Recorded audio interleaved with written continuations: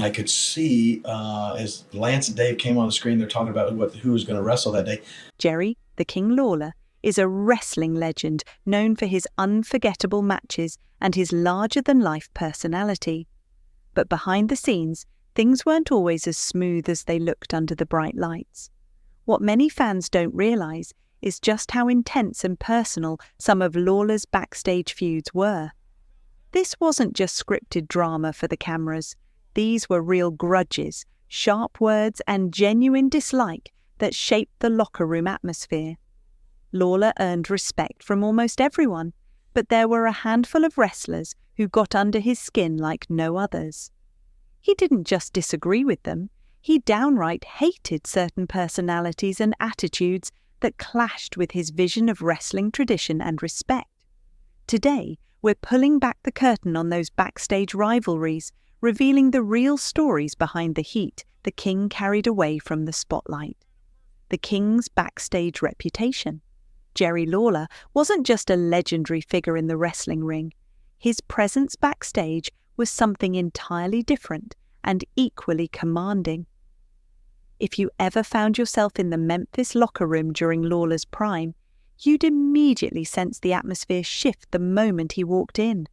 There was a certain electricity, a mix of respect and caution that followed him like a shadow. Lawler had this intense aura, the kind of fierce presence that made it clear he was the king of this domain, and no one was going to challenge that lightly. But here's the thing, respect didn't always mean people liked him. Far from it. Lawler's respect was earned through decades of blood, sweat, and undeniable talent, but his style wasn't warm or friendly. He wasn't the guy who threw pats on the back or soft words of encouragement.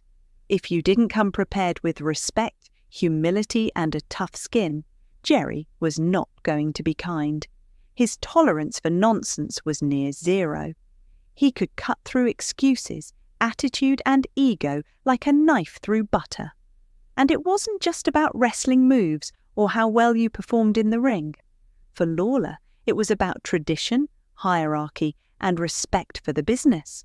Wrestling, especially in Memphis, was about more than just entertaining the crowd. It was about paying dues, knowing your place, and honoring the craft.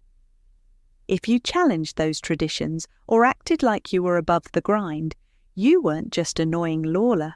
You were crossing a line that could lead to cold stares, sharp words, or even outright hostility. Real heat beyond the script. What makes Lawler's backstage story so gripping is how real the tension and grudges were. Unlike the scripted feuds and storylines fans saw on TV, the heat simmering backstage was genuine, raw, and often unforgiving.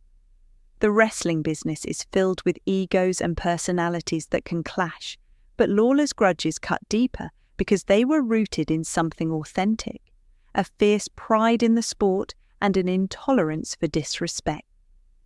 Backstage wrestling drama wasn't a carefully written script with pre-planned lines and outcomes. It was spontaneous, fueled by personal clashes, power struggles, and pride bruised over years of shared sweat and sacrifice. The locker room was its own battlefield where reputations could be built or destroyed overnight. For Lawler, this wasn't just about personal feelings, it was about protecting the legacy and spirit of Memphis wrestling. Those who got on Lawler's bad side quickly learned that the King didn't just throw shade, he could wield his disdain like a weapon. His sharp tongue and cutting remarks left scars, and the weight of his disapproval could sink careers. But for those who earned his respect, Lawler was fiercely loyal, a champion of the old guard who understood the brutal, unforgiving nature of the business. The tension backstage wasn't just conflict for conflict's sake.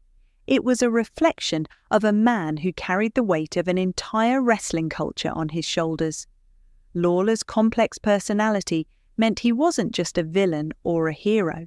He was a real person with strengths and flaws, pride and vulnerability. His grudges weren't petty squabbles, but reflections of a deeper commitment to wrestling's honor and tradition. Rare hatred, Lawler's intense dislike for Matt Striker. In the world of professional wrestling, it's not often that Jerry Lawler's sharp tongue and steely glare are aimed with genuine hatred. The King was a man of principle, respect, and grudging admiration. He knew what it took to earn his approval and rarely wasted his venom on just anyone. But when it came to Matt Striker, Lawler's disdain was something rare, fierce, and unmistakably personal. Striker wasn't just another wrestler to Lawler. He was, in many ways, the embodiment of everything the King loathed about a changing wrestling culture. An intellectual, cerebral figure who wore his promos like armor and used his knowledge to distance himself from the tradition-heavy, gritty world Lawler had fought so hard to dominate. For Lawler, Striker wasn't a colleague or a competitor.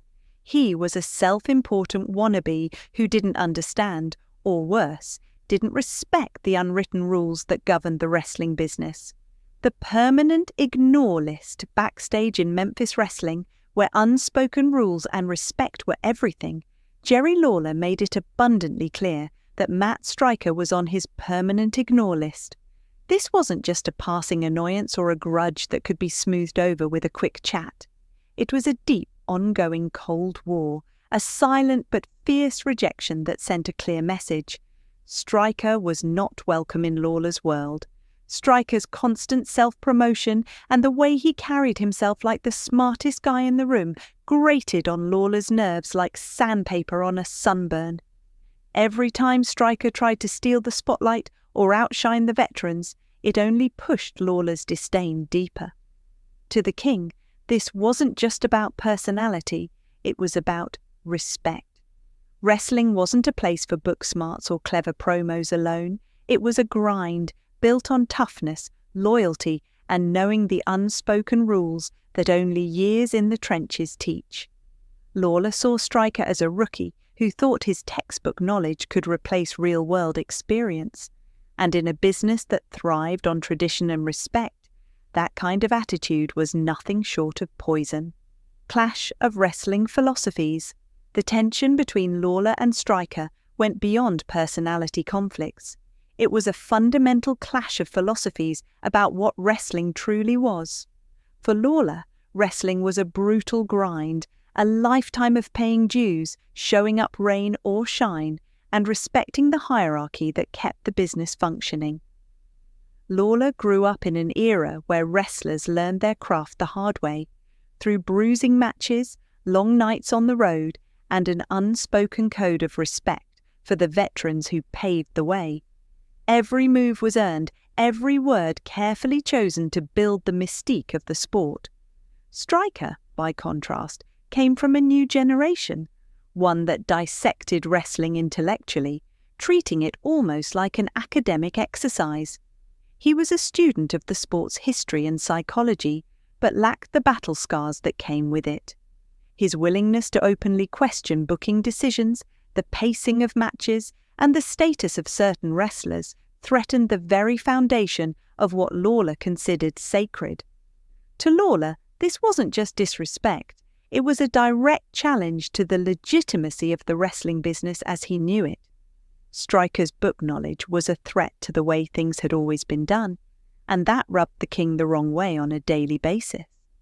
Striker's disconnect from reality. What made the friction worse was how obvious Striker's disconnect was. Lawler had a streetwise instinct that few could match. He could see through gimmicks, scripts, and superficial acts. To him, Striker was like a kid who read all the theory, but had never felt the real pain and pressure of stepping into a ring night after night.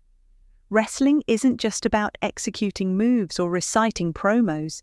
It's about living the grind, the late nights, the injuries, the backstage politics, and the raw physical and emotional toll that doesn't show up on camera.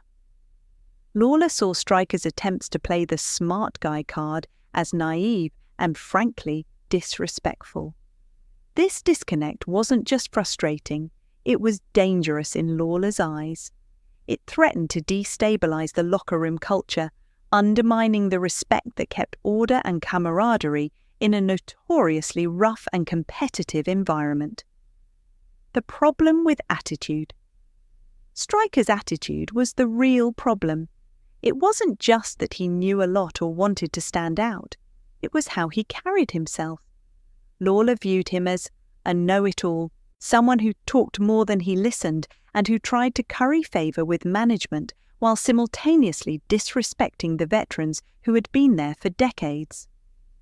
That kind of behaviour was poison in a locker room built on trust and respect. For Lawler, veterans deserved deference, not because they demanded it, but because they earned it through years of sacrifice and hard work.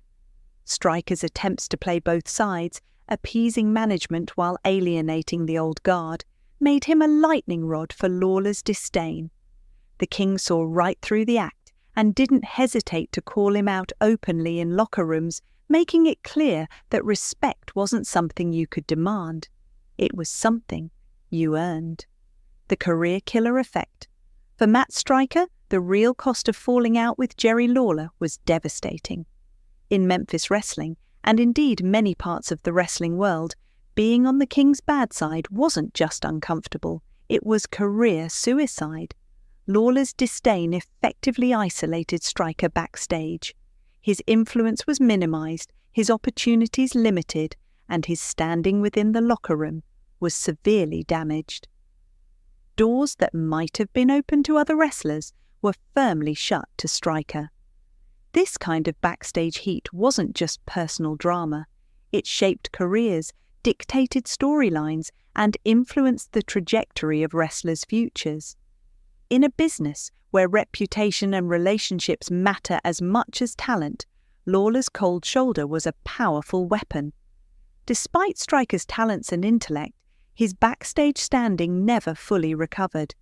The king's influence and disdain ensured that Stryker remained on the periphery, a cautionary tale for rookies about the cost of disrespecting the old guard. Other wrestlers who tested the king's patience. Jerry Lawler's reign as the King of Memphis wrestling wasn't just defined by his dominance in the ring, but also by his complex relationships backstage. While many respected and admired him, a number of wrestlers found themselves testing his patience, some out of genuine friction of styles, others through clashes of personality and work ethic. These tensions weren't mere petty squabbles. They were reflections of the challenges of navigating a wrestling world where respect was earned, attitudes mattered, and the king ruled with a sharp eye and even sharper tongue. Bret Hart's precision clashes with Memphis. Style: Bret Hart, often hailed as one of the most technically gifted wrestlers in history, was a master of precision, detail, and discipline in the ring. His excellence of execution moniker wasn't just for show. Hart's matches were meticulous, planned, and surgical. But that exactness clashed sharply with the Memphis wrestling style that Jerry Lawler championed. Memphis wrestling was raw, visceral, and driven by storytelling with an emphasis on crowd engagement, improvisation, and sometimes just getting by with grit and hustle. Lawler's approach was more laid back but tough, a style born out of a blue-collar mentality where the hard knocks and the rough edges defined the sport's spirit. Backstage, this difference in philosophy caused tension. Lawler found Bret's by-the-book, stiff style to be rigid and difficult to work with. To the king, Bret's exacting approach felt almost cold, too precise to be real wrestling and not gritty enough for Memphis's storytelling tradition. Meanwhile, Hart's perfectionism likely saw Lawler's looser, tougher style as chaotic and unprofessional. While the tension wasn't outright hostility, there were definitely moments where the two veterans disagreed. Disputes over pacing, match flow, and what constituted respect in the ring. Bret's meticulous preparation rubbed against Lawler's instinctual showmanship, creating a fascinating backstage friction between two very different wrestling philosophies. Koko Beware's laid-back attitude. Koko Beware, also known as the Birdman, was a character as much as a wrestler. Laid-back, carefree, and occasionally scattered. While this vibe made him unique and memorable in the Memphis scene, it also tested Lawler's patience.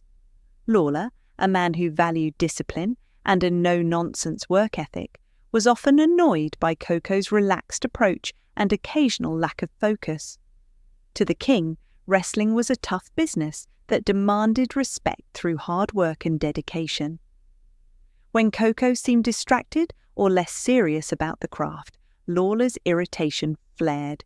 This wasn't a hatred or a full-blown feud, but a consistent background annoyance. Lawler expected every man in that locker room to bring his A-game day in and day out.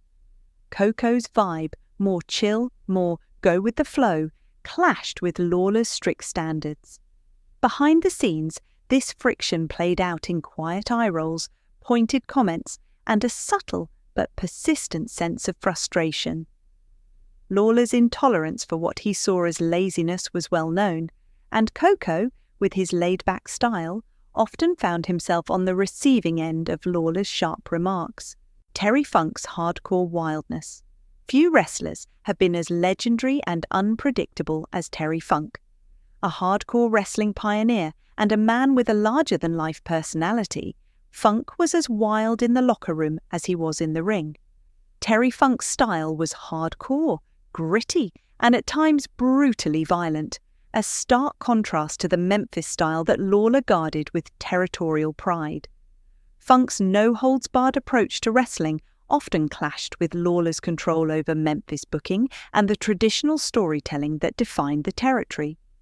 Their backstage relationship was volatile.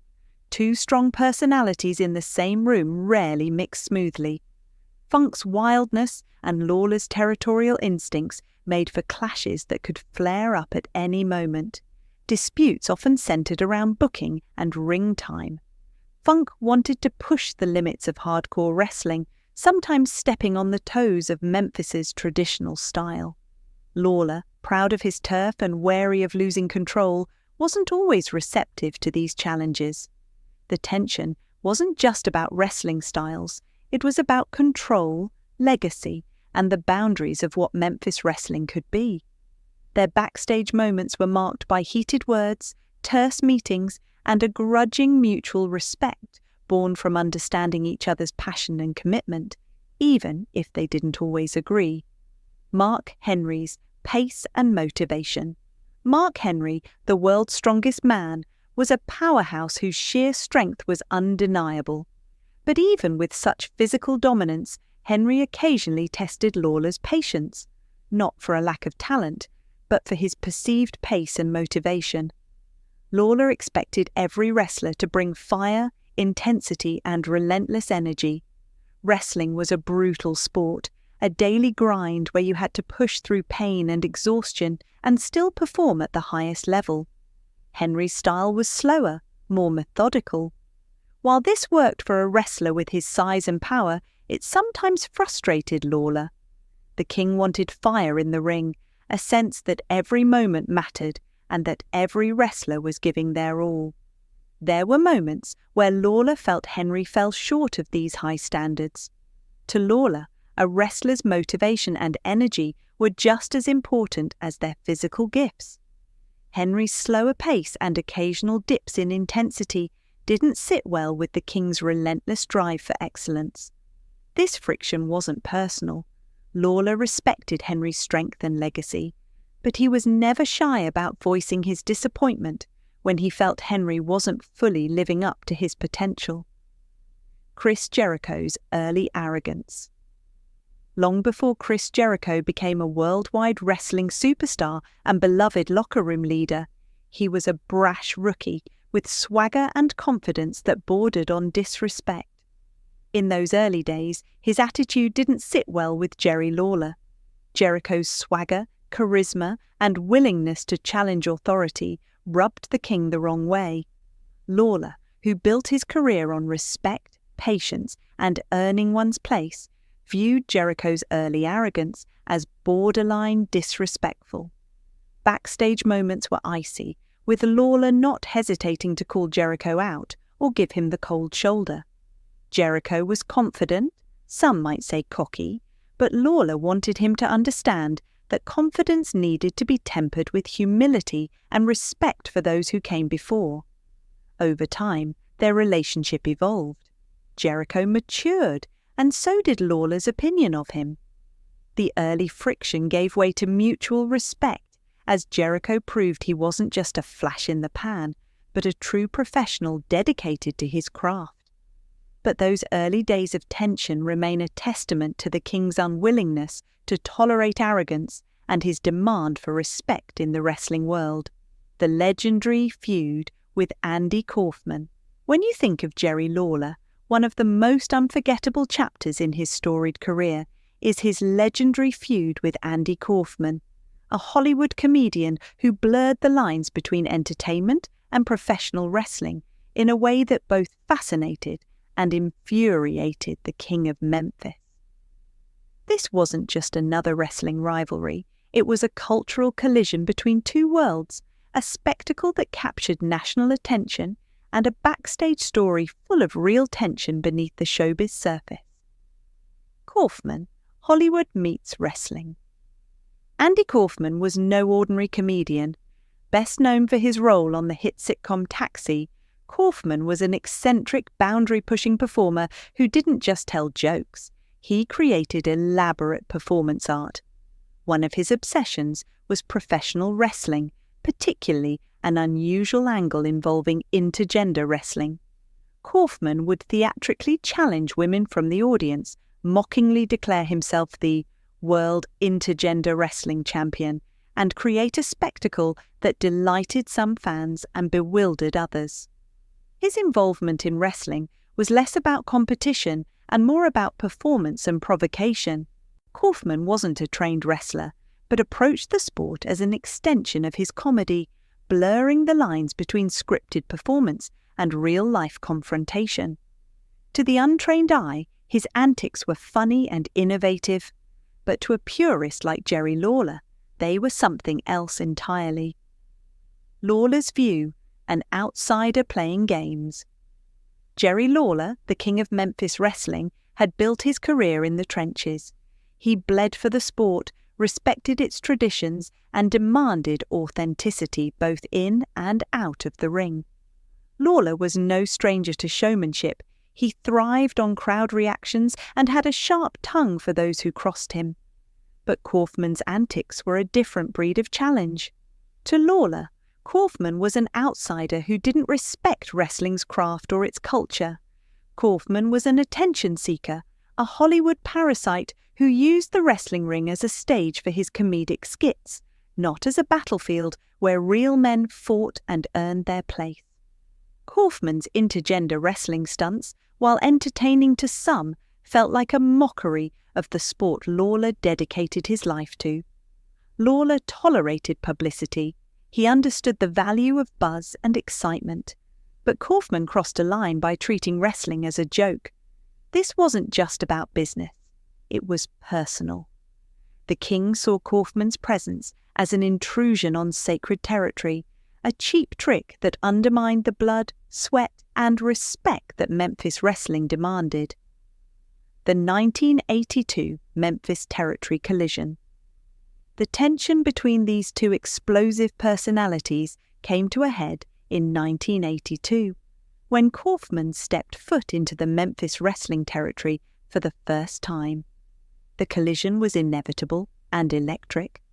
Their famous match became the stuff of legend.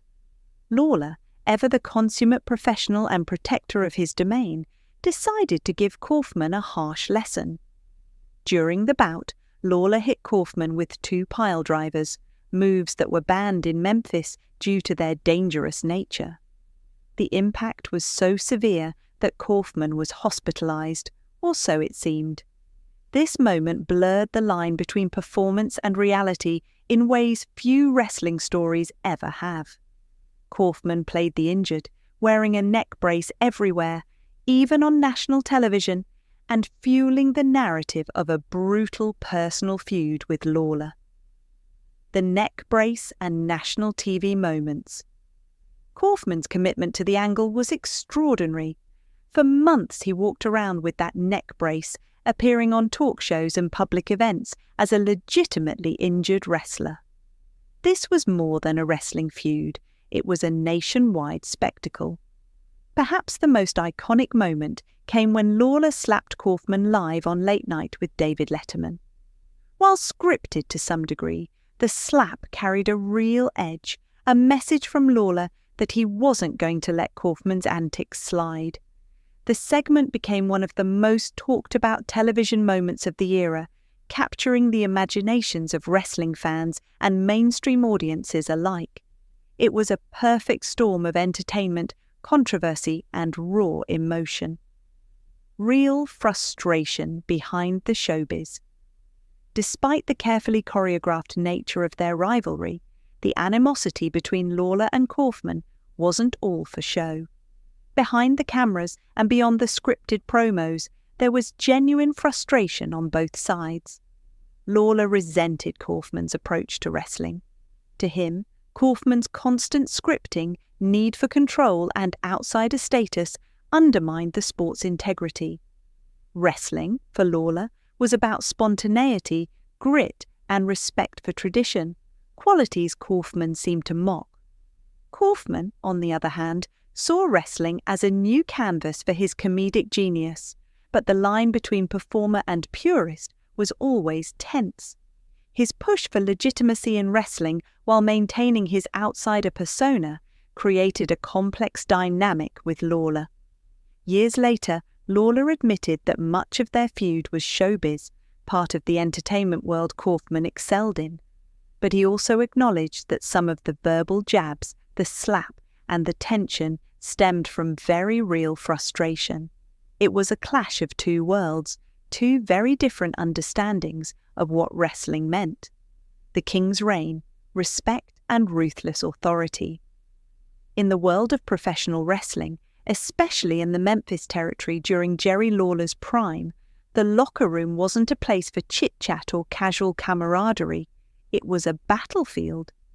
Lawler's reign over Memphis wrestling wasn't just about his brilliance inside the squared circle. It was about how he commanded the entire backstage environment with an iron will and a razor-sharp tongue. If you ever found yourself on the wrong side of the king, you quickly learned that his influence stretched far beyond the cheers and boos of the crowd. His reign was defined by respect, earned through toughness, and ruthless authority that kept the locker room in line through a mix of admiration and fear. A battlefield, not a tea party. Walk into Jerry Lawler's locker room during its heyday, and you wouldn't find a laid-back hangout or a place where everyone shared smiles and beers. Instead, you'd encounter an atmosphere charged with tension, a place where respect was not given lightly but demanded fiercely. Lawler's presence alone was enough to silence chatter and focus attention. There was a coldness in his gaze, a sharpness in his words that reminded everyone who was in charge. The king wasn't one for small talk or sugarcoating. He was direct, sometimes brutally so. His tongue was as sharp as his in-ring skills, and he wielded it like a weapon. For Lawler, the locker room was a place where nonsense was not tolerated and ego clashes were inevitable, but only if you dared to cross the unspoken lines. Many wrestlers respected Lawler not just for his accomplishments, but because they understood the code he upheld. Pay your dues, respect the hierarchy, show toughness, not just physically in the ring, but mentally and emotionally backstage. This was the way of Memphis wrestling, and Lawler was its living embodiment. The weight of respect and fear. Respect for Lawler was complicated. It was mingled with fear. You might admire the King's legendary career, his charisma, and his mastery of wrestling psychology, but backstage he was a force of nature. His no-nonsense attitude meant that even veterans tread carefully around him. This wasn't the kind of respect that came from admiration alone. It came from understanding the consequences of crossing him. If you made a mistake in the ring, you might be forgiven after proving yourself. But if you challenged his authority or disrespected the traditions he fought to protect, you could expect his wrath in full force. It's hard to overstate how much power Lawler held backstage. His opinion mattered more than just about anyone else's. Booking decisions, locker room dynamics, and even career trajectories often swayed under his influence. Wrestlers knew that getting on the king's bad side could mean isolation, reduced opportunities, and even the quiet, invisible punishment of being sidelined. But the legacy of backstage heat.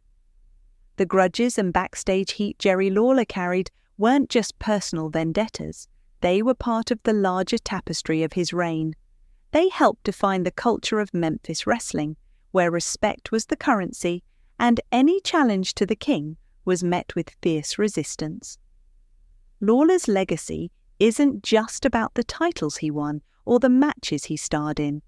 It's about the way he commanded respect behind the curtain, how his presence shaped the careers of countless wrestlers, and how his ruthless approach maintained order in a world built on egos and showmanship. Even decades later, the echoes of that backstage heat still reverberate in wrestling lore. Stories about Lawler's sharp tongue, his cold glances, and his unforgiving nature continue to circulate, reminders that respect in wrestling is hard-earned and easily lost. Final thoughts: wrestling's real king of heat. Jerry Lawler's story reminds us that the drama in wrestling isn't just what happens inside the ring. It's just as real and sometimes even more intense behind the scenes. In the world of Memphis wrestling, respect wasn't something handed out freely. It was earned the hard way through grit, loyalty, and paying dues. And crossing someone like the king? That was a risk few were willing to take, because Lawler's influence stretched far beyond the spotlight. His sharp tongue, fierce pride, and no-nonsense attitude meant that backstage heat could make or break careers.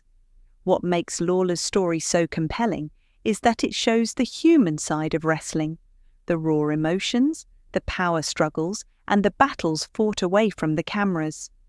Wrestling is more than scripted matches. It's a world where real feelings collide with larger-than-life personas. If you enjoyed this deep dive into the backstage world of Memphis wrestling and the legendary heat that defined the King's reign, make sure to smash that like button and subscribe. There's plenty more where this came from, raw, unfiltered stories that pull back the curtain on the wrestling world you thought you knew. Want daily knowledge drops? Subscribe now. Your brain will thank you later.